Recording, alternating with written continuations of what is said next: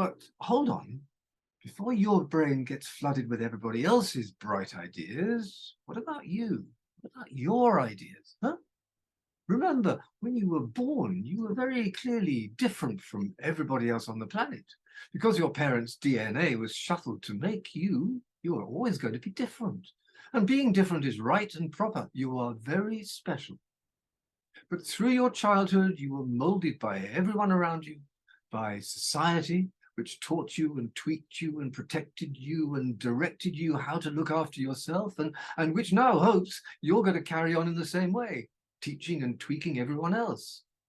So in your dealings with the world, there's a constant discussion going on between the you, made by your DNA, and the you, made by society. One you wants to agree with everyone who made this wonderful society, to be part of this harmonious crowd, singing the same songs and believing the same beliefs. The other you wants to be yourself, to be respected for what you are, to be different perhaps.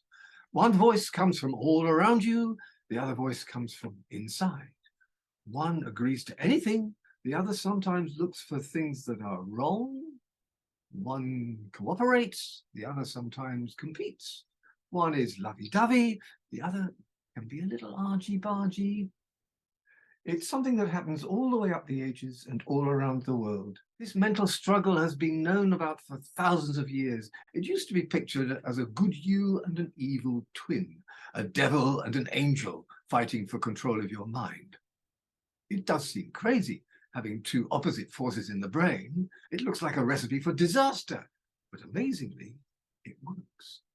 Here's what it would be like if we didn't have two opposite natures.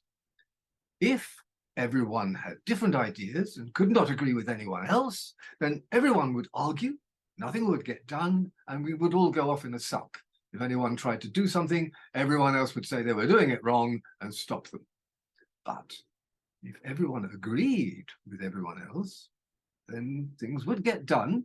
They'd be the wrong things because they weren't tested properly. Problems were not discovered and pointed out. Why? Because that might upset someone.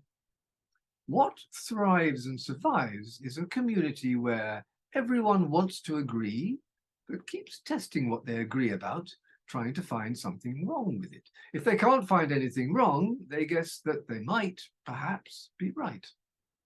Society is very keen that you take part in this conversation because the more ideas, criticisms, and wrangling, the more likely you are to be right in the end.